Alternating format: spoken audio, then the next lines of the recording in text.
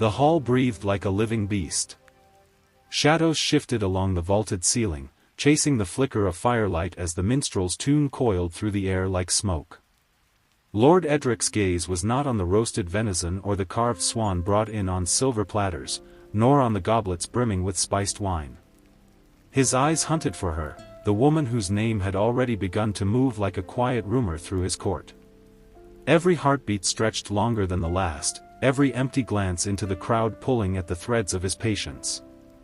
Outside, the winter wind curled around the keep, slipping through the torchlit archway like a ghost. Lady Elswith stood there, still as carved stone, the green folds of her gown moving faintly against her legs. The lavender bundle in her hands was small, humble, almost fragile compared to the jeweled gifts others might carry. But its scent, soft, clean, a whisper of summer in the dead of winter, was a message only the bold would dare send. Her breath rose in faint clouds as she stepped forward. The guards at the gate lowered their spears, not in threat but in ceremony, and the sound of their boots striking the ground echoed like a slow drumbeat. She crossed into the outer yard, the cobblestones wet from an earlier rain, the night air heavy with the mingled smells of horse, hay, and distant wood smoke. She thought of her father's warning, that a single gesture could seal a fate, for better or worse. She thought of the women before her, whose hands had been given in alliance before their hearts ever spoke. And she thought of the man inside, whose name carried weight in council halls but whose heart was a mystery wrapped in years of battle, law, and winter. The great doors loomed ahead. When they opened, a rush of warmth struck her face.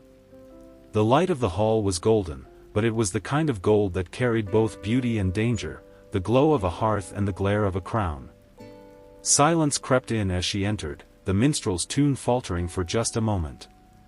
Dozens of eyes turned toward her, some curious, some cold, a few measuring her like a coin. Lord Edric's hand stilled on the armrest. He rose slowly, the scrape of his chair legs lost in the rustle of silks and the faint clink of armor. His face was unreadable, neither welcome nor warning. But his eyes, dark as river stones, fixed on the lavender in her grasp. She walked forward, each step deliberate, her slippers making almost no sound on the flagstones. The scents of roasted meat and beeswax thickened around her, yet beneath it she could still catch the faintest trace of the swords along the wall, oiled steel, waiting. When she reached the foot of the high table, she bowed just enough to show respect but not enough to surrender. Lavender lay on her open palms. He looked at it for a long moment, then at her. And though no one in the hall heard the words, his gaze asked a question: was this a gift of peace, or the first move in a quiet war? She did not answer. Not yet. Somewhere, deep in the hall, a log broke in the fire with a sharp crack. Conversation slowly resumed, though voices were softer now, careful, as if the walls themselves were listening. Edric's hand reached out, not to take the lavender, but to touch one of its stems with the tips of his fingers, just enough to catch its scent. And in that moment, a seed was planted. Not in the fertile soil of treaties and dowries, but in the silent land between two people who both knew how dangerous it was to feel. Beyond the walls, the wind carried the sound of distant bells. They would mark another hour, another shift in the night, but inside the hall, time felt suspended. For all the feasts and banners, for all the noble names carved into stone, something far more fragile now lay at the heart of the evening. It would not be written in the court records. But it would change the course of what came next. The lavender remained on the table, its green stems against the deep oak, the small purple buds holding their color in the golden light. Somewhere in the shadows, a watcher slipped quietly from the hall. Their eyes narrowed, their mind already turning over the meaning of what they had seen. By the time the next dawn came, word would travel far beyond these walls. And with it, so would the risk. Tomorrow will not arrive as quietly as tonight. The bells tolled with the slow weight of winter, each strike carrying through the gray air like a warning wrapped in prayer. Their sound slid across the frostbitten courtyard, settling between the stones where mist clung low, as if the ground itself refused to let go of the night. Beyond the stillness, a crow flapped its wings against the cold, its shadow cutting briefly across the wall before vanishing into the pale sky. Young Edwin stood near his father's bench, the scent of oak shavings and ink wrapping around him like an old cloak. His fingers worked carefully, shaving the end of a goosefeather quill until the nib caught the light just so. But this morning was no ordinary one. His father's work, copying oaths, recording trades, binding the words of men more powerful than themselves, would have to wait. Today, Edwin would carry something that could not be rewritten. The steward's boots scraped across the flagstones, the sound sharp in the damp air. In his hand was the folded letter, its parchment thick, the crimson ribbon knotted tight. No words were spoken as he placed it into Edwin's satchel, but the weight of it seemed heavier than lead. The wax seal bore the mark of the Baron, not just a sign of authority, but of intention. It was a proposal, a binding of bloodlines, the kind of union decided in candlelit chambers long before the hearts in question had been asked. Edwin set off through the gate, his breath clouding in the morning chill. The road beyond was soft with mud, each step pulling at his boots, the smell of wet hay and damp earth hanging in the air. Frost glittered on the hedgerows, melting in slow rivulets that traced the grooves in the bark. He could feel the letter pressing against his side with each movement, its silence speaking louder than any words could. The manor rose ahead, its stone walls darkened by age, the windows catching the pale light like watchful eyes. As he passed beneath the shadow of the gatehouse, he saw her. The Lord's daughter. She moved through the yard with the quiet grace of someone used to being watched, her pale wool gown brushing the damp ground, her hood drawn close against the wind. For the briefest moments, her gaze met his. Not long enough for words, but long enough for understanding. There was curiosity there, but also something else, a weight he recognized, though he could not name it. Perhaps it was the same burden that sat in his satchel, the knowledge that the day's course was already set, and neither of them had the power to alter it. He lowered his eyes and moved on, the sound of her footsteps fading into the clatter of the yard. Inside the manor, the steward would hand the letter to her father. Decisions would be made in rooms Edwin would never enter. By dusk, he would be back in the scriptorium, his hands smelling of ink, his ears filled with the scratch of quills. But he knew the image of her, standing in the cold light, her breath a ghost in the air, would remain. It would return in quiet moments, as he bent over parchment, when the ink bled too slowly and his thoughts wandered. He would wonder if she ever opened her window to listen to the bells, or if she walked the courtyard when the frost was thick, feeling the same stillness he felt now. And somewhere in the echo of those bells, the story would not end, but shift.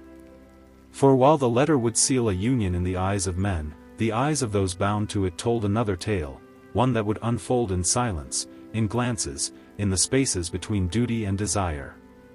And beyond the manor's walls, the next turning of fate was already making its way down another road, carrying with it a shadow neither Edwin nor the lady had yet seen.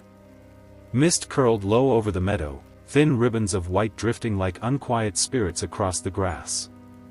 The old chapel emerged only in fragments, the blunt line of its roof, the dark mouth of its doorway, the stone cross weathered pale with centuries of wind and rain.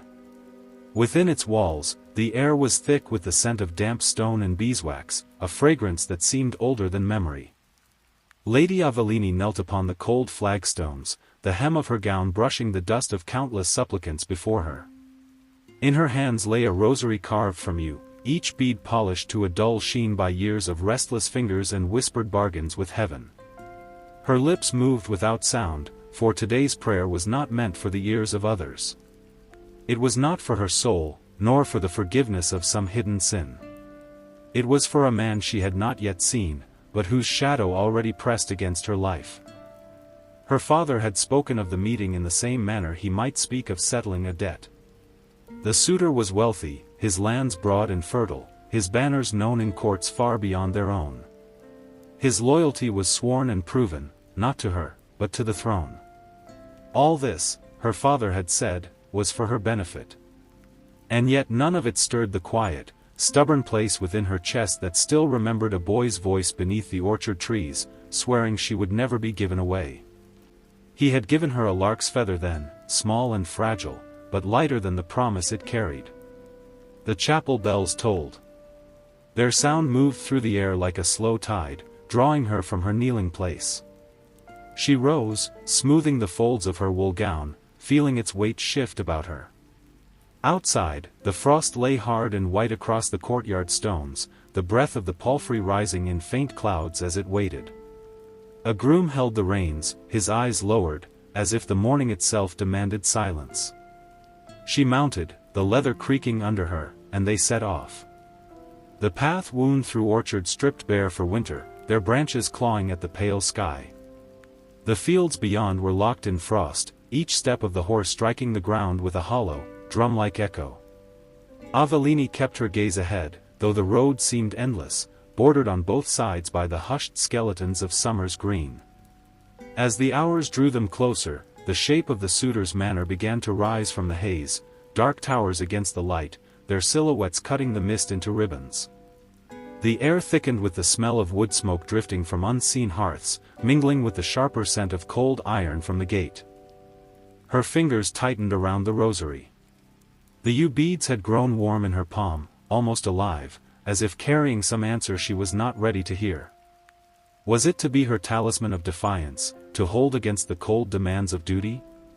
Or would it become the relic she touched in years to come, in quiet rooms where the light could not reach, remembering the day her choice slipped from her hands? The palfrey slowed before the gates. From somewhere within, voices moved like low wind, indistinct but steady, the language of agreements already written. Avellini drew a breath, tasting the frost in the air, and looked once at the horizon, back toward the chapel she could no longer see. Somewhere, far from these walls, a boy with a lark's feather might still walk the bare orchards, not knowing whether his promise had been kept or broken. And beyond the gate, behind stone and shadow, the man she was bound to meet waited, carrying with him a future that would not wait for her answer. Beneath the leaning bones of the old clock tower, the market swayed and groaned like a restless tide. Cartwheels shrieked against stone, their rims slick with mud from the morning's frost. Merchants' voices cut through the air, sharp, insistent calls for salted fish, for coarse bread still breathing steam, for bolts of wool the color of winter clouds. The smell was thick, smoke from roasting chestnuts, the brine of fish barrels, the faint copper tang of cold iron. Isolde moved among them as though the ground itself could betray her. Her veil was drawn low, shadowing her face.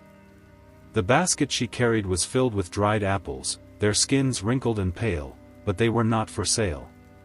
They were her disguise, a reason to walk slowly, to drift toward the far edge of the square where the notary sat behind his bench, his ink drying in the winter air. She knew what lay within his ledger.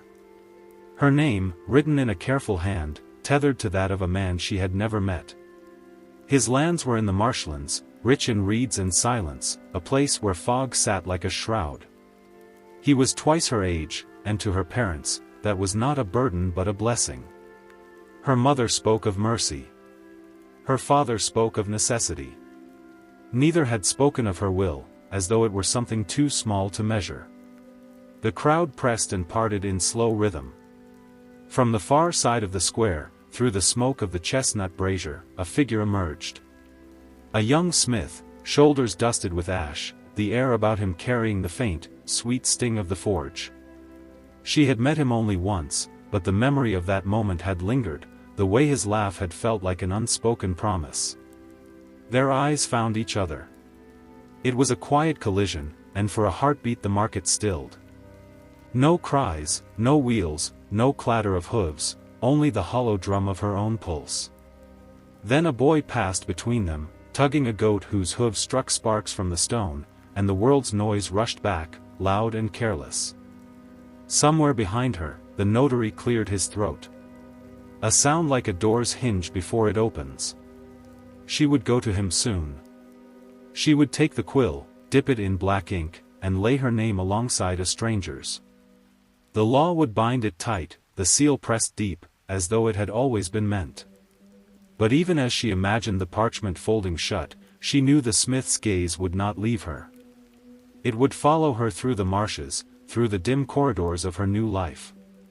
It would walk beside her in the hush between rainfalls, in the silence after prayer, in the pause before she blew out the last candle. And when the ink dried, when the seal hardened, and her name became no longer hers to keep, she would still carry that one, stolen look, a thing not written, not signed, yet truer than any contract. Snow drifted from the gray heavens, each flake turning slowly in the pale light before coming to rest on the moss-dark stones of the monastery wall. The air was brittle, so cold it seemed to still the very breath of the earth. Brother Anselm moved through the cloister with the quiet patience of one who had walked these paths for many winters. His sandals whispered against the worn flagstones, each step wrapped in the silence of snow. Beneath his arm, a rolled parchment lay bound in plain twine. Its purpose was not new to him. For decades, his duties had carried him across the abbey grounds with such documents, blessings requested, disputes resolved, vows confirmed. But this scroll felt different. Though its weight was no greater than any other, his arms bore it as if it carried the hush of something unspoken. The marriage it promised was not his own, yet the faces within its lines seemed already carved into his thoughts.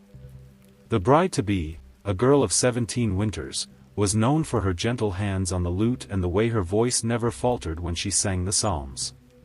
Her memory for sacred words was flawless, as if the verses had been planted in her heart since birth. The groom, a knight returned from the northern wars, bore scars that traced from his temple to his jaw like rivers carved in stone. They had never stood in each other's presence, yet by the morning, their fates would be bound tighter than chains. Brother Anselm reached the chapel door and paused. Through its half-open frame, candlelight trembled in the air, bending in the faint stir of the cold. Smoke rose from the altar like a silver ribbon, vanishing into the shadows of the rafters. There, near the side altar, the girl knelt alone. Her fingers rested lightly on the hem of a wooden saint's robe, worn smooth by centuries of other hands. Her head was bowed, her shoulders still. In the hush, he thought he heard the faint rhythm of her breath, a sound too fragile to disturb. He stood there longer than he should have, the scroll pressing against his side, as if waiting for him to decide whether to step forward or turn away. Outside, the wind stirred suddenly, shaking the snow from the eaves. White flakes tumbled through the cloister, melting on the stones before they could settle. The cold seemed sharper now, biting the air as if it too sensed the weight of the day. By midday, the scroll would rest beneath the abbot's seal, its ink dark against the pale skin of the parchment. The seal's impression, deep, final, unquestionable, would turn the wheel of duty again, as it had turned for centuries. Another union made, another life set upon a path that could not easily be walked back. Yet as Anselm turned to leave, he found himself asking the same question that had followed him like a shadow over the years: how many such bonds were born of love, and how many of the slow, grinding needs of land, of bloodlines, of winter survival? The snow answered nothing. It fell as it always had, slow, soundless, unjudging, until the world itself seemed to vanish beneath a white veil. Somewhere beyond this quiet, the groom sharpened his blade, the bride whispered her prayers, and the wheel prepared to turn once more. And in that stillness, the air seemed to wait, as if the next chapter of their fates had already begun to stir in the cold. The fire in the tavern's hearth burned low, its embers pulsing like the last heartbeat of a dying giant. Shadows climbed and fell upon the rough-hewn beams above, swaying in time with the flames. Men in worn leather jerkins hunched over their cups, their shoulders bent as though hiding from the winter that clawed at the door. Their voices were low, their laughter rare, and their eyes restless, the kind of eyes that measured strangers before they spoke. At the far corner, away from the fire's reach, Marjorie sat. Her hands clutched a clay cup whose heat had long faded, the dregs within tasting of ash more than warmth. She had been there for some time, though the minutes felt like hours. Each time the door opened, she looked up, and each time, it was someone else. She was waiting for a man she had never met, the cousin of a merchant to whom her father owed more than coin. The air was thick with the smell of smoke and wet wool, the faint sweetness of mead almost lost beneath the damp weight of winter garments hung near the fire. A minstrel sat on a stool by the hearth, plucking at a lute that had seen better days. His voice was soft, telling of battles fought in fields now forgotten, where the names of the dead had long since crumbled into dust. The tune lingered in the rafters like a ghost reluctant to leave. Beyond the shuttered windows, the wind pressed against the tavern walls, rattling the boards, making the sign outside groan against its rusted chain. Snow scratched against the door, each gust carrying a whisper of the cold that reigned beyond. When he came, it was without fanfare. The door swung open, letting in a blade of white air. He stepped inside, brushing the snow from his cloak, the fabric still stiff from the frost. His hair was tied neatly with a strip of leather, his boots marked with the crusted remnants of a long road. He saw her before she moved. With a bow, precise, not too deep, and a small, measured smile, he joined her at the table. Their first words were a dance of politeness, the sharpness of the wind, the length of the road, the way the price of grain was climbing too quickly for spring to offer relief. But beneath the weight of those simple exchanges lay something else, the understanding that this meeting was no accident, and that both of them had arrived here carrying the will of others. Marjorie noticed the calluses along his fingers, the marks of a man used to work rather than idle trade. A faint scar cut through the skin at his temple, pale against the winter flush of his face. He noticed her quiet, not shy, not timid, but deliberate, and the way her fingertip traced the rim of her cup without once lifting it to her lips. The hours thinned with the fire, the light inside turning softer, shadows stretching like long fingers across the floor. The minstrel's song slowed to a murmur, his lute falling silent in his lap. Outside, the snow thickened, burying the road that had brought him here. When they rose, it was not with the excitement of lovers, but with the calm gravity of two people who knew they would not be free of what had been set in motion. Their futures, once separate, were now tied together, as if the same rope bound both ends. Whether their hearts would follow was another matter, and not one the night was ready to answer. As they stepped out into the cold, the tavern door closed behind them with the hollow thud of something ending, and something else, far quieter, beginning. Snow swallowed the sound of their steps. Somewhere in the dark, the wind carried the faint toll of a bell, summoning a dawn they could not yet see.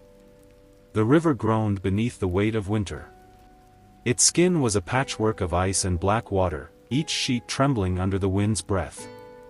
Along the bank, reeds bent and whispered, their brittle stalks scraping against one another like old bones.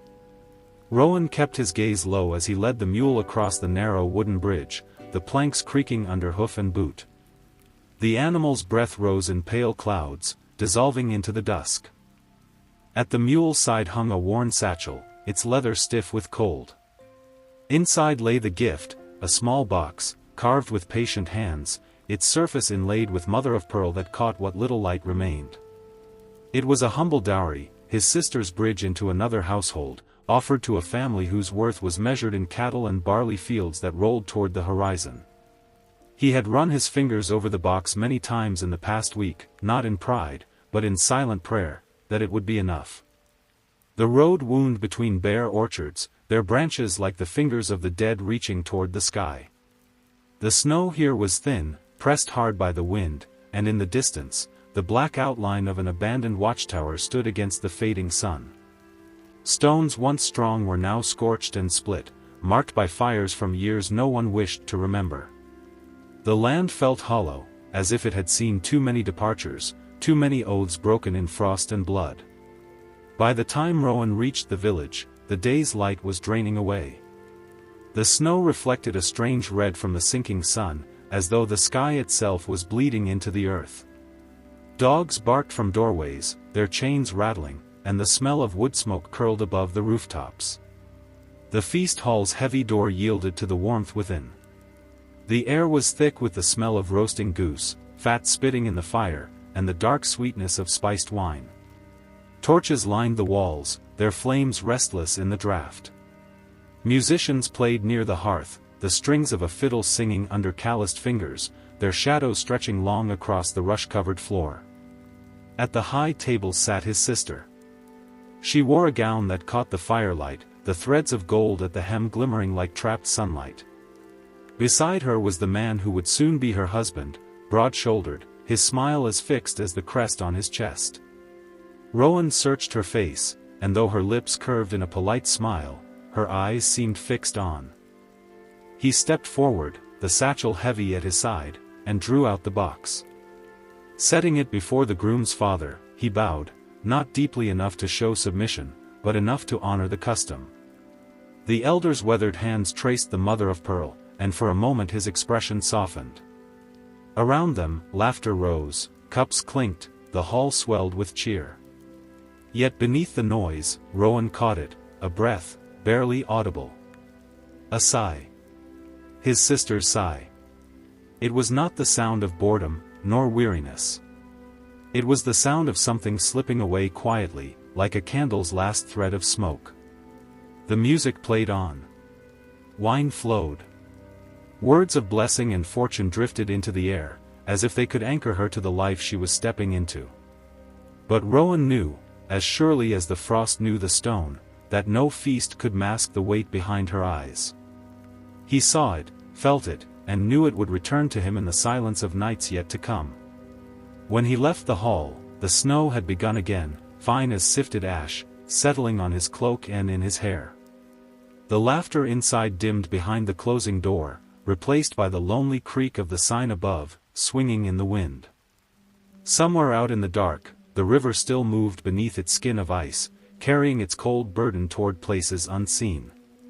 And Rowan walked on, the image of her distant gaze burning in his mind, not knowing that the path ahead would carry him toward a winter far harsher than this one, a winter where sighs would be replaced by cries, and the snow would run red. The fog lay low over the courtyard, as if the earth itself exhaled and refused to draw breath again. It blurred the hard edges of the world, the black spears at the gate, the frost-rimmed stones beneath her feet, until all seemed wrapped in a ghostly veil. Lady Catherine stood beneath the shadow of the great archway, the weight of the castle pressing in around her. Her fur-lined cloak held close the little warmth she had left. In her gloved hand, she cradled the ring, a thin band of gold crowned with a deep garnet, the color of wine in a dying fire. It had been her grandmother's, passed through hands that had known both famine and feast. Now, it was hers to give away. The day was slow in its coming. Cold air seeped through the cracks of stone, tasting iron and wet earth. In the far corner, her ladies waited, 3 shadows in muted gowns, their whispers rising and falling like the rustle of dry leaves. They glanced toward her now and then, as if trying to read her thoughts through the stillness she wore. Above them, a rook wheeled in the pale sky, its cry cutting the silence like a shard of glass. Time stretched.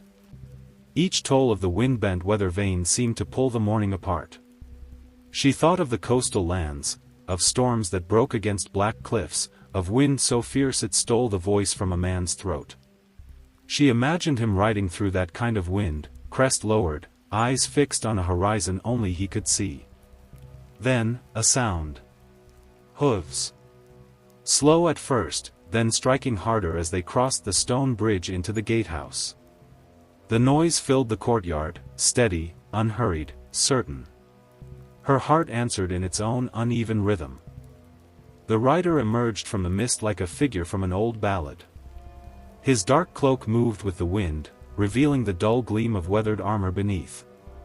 The crest on his shield bore the faint mark of salt corrosion, as if it had tasted the sea more often than it had the dust of roads. When he dismounted, it was with the ease of one who had done so at the end of many long journeys. His eyes found hers at once, not searching, not challenging, simply meeting, as though they had already agreed to see each other. They spoke. The words were the ones tradition demanded, measured, careful, wrapped in courtesy. She could not recall them later. What lingered instead was the moment his gaze shifted to the ring resting in her palm. His eyes held there a fraction longer than custom required, and in that stillness something unspoken passed between them. It was not warmth, nor coldness, but an awareness, as though the garnet's deep red held a story he might one day wish to hear. Perhaps it was the first thread of a bond. Maybe it was just recognizing duty. The rook cried again overhead, turning circles against the pale sun. Somewhere beyond the fog a bell began to toll. Midday had come. The air between them was unchanged, yet the shape of the day had shifted. From this moment, their paths were no longer separate. In the weeks to come, storms would rise from the coast and roll inland, carrying whispers of war and hunger. But for now, the fog still clung to the stone, the garnet still glimmered in her hand, and the silence between them was a bridge not yet crossed. The frost lay across the village green like a pale shroud, brittle under the first touch of dawn. The air was sharp, tasting faintly of smoke and distant wood ash. From the low, thatched roofs, thin streams of peat-scented breath rose into the pale sky, curling and vanishing in the stillness. Somewhere in the quiet, a cartwheel creaked. A dog barked once, then fell silent again. Thomas stood alone at the edge of the green, his boots pressing shallow prints into the frozen ground. In his arms, wrapped in rough linen, he held a small bundle, the weight of it hardly more than that of a loaf of bread, yet it felt heavier with every heartbeat. It was a gift. A promise. A piece of himself he could not take back once given. The wooden comb inside had been shaped by his own hands, each tooth carved in the flicker of winter's dim light, each curve polished with the edge of cloth until it felt smooth as river stone. Along its back, the figure of a running hare leapt forever forward, swift, free, and untouchable. He had worked on it during the long nights when the wind clawed at the shutters and the fire burned low. With each stroke of the blade, he had thought of her. The miller's daughter. He had not spoken much to her, perhaps a dozen words over the years, scattered and small. Yet he had watched her, quietly, as the seasons turned. He knew the way she bent to draw water from the well, her sleeves slipping down to reveal the pale skin of her wrists. He knew the way her voice lifted when she called the geese beneath the ash tree, and how she stood in the fields with her face tilted toward the wind as if listening to something only she could hear. Now she was coming toward him, her mother walking right behind. The cold had kissed her cheeks with a faint rose, and her breath curled white in the air. She kept her eyes on the ground until she was close enough to see the bundle in his hands. There were no formal words spoken, none were needed. He held the gift out. She reached for it, her fingers brushing his through the linen. For a moment, the world narrowed to that single touch. The frost, the smoke, the distant creak of the cart, all faded. Her eyes lifted to his, a brief, almost startled meeting, before she turned away. The comb disappeared into the folds of her cloak, hidden from sight but not, he thought, from memory.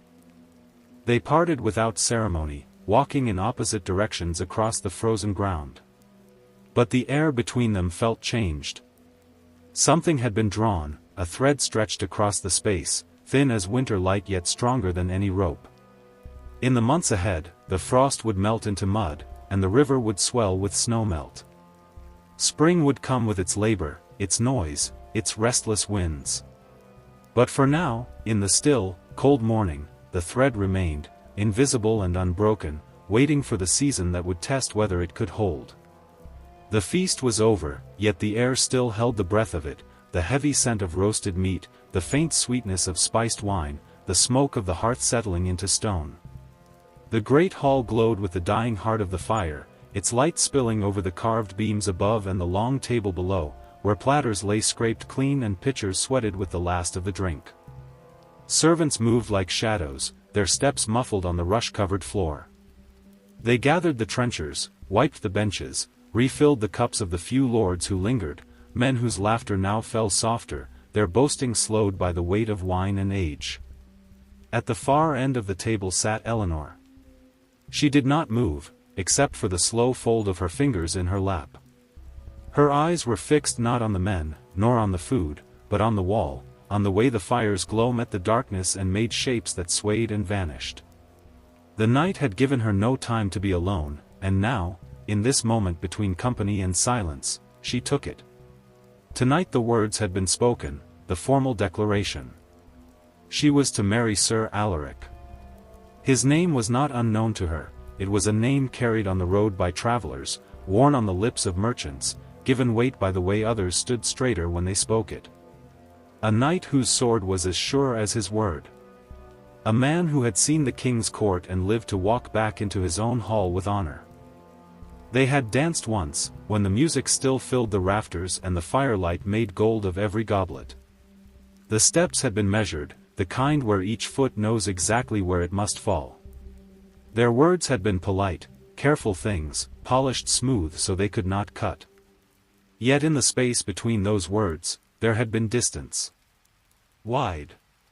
Quiet. Like the winter sea. Now, as the hall emptied, the murmur of voices falling away, she saw him rise from the other side of the room. He crossed the flagstones with the measured pace of a man who did not hurry for anyone, yet did not stop once he had chosen his path. He stood beside her. For a moment, he said nothing, and the silence between them was its own presence, as if another figure had stepped to her side.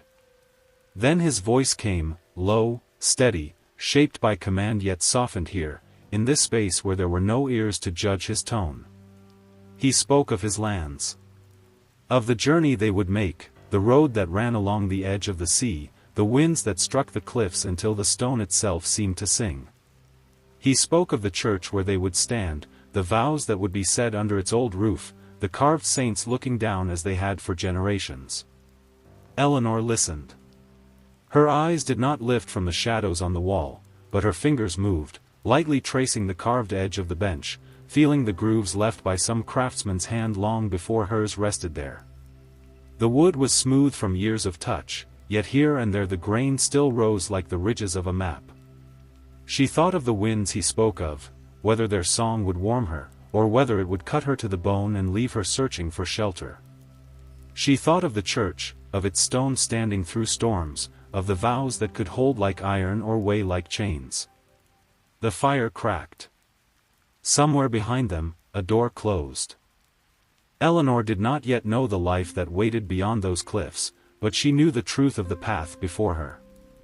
It was drawn, clear as the shore line against the sea.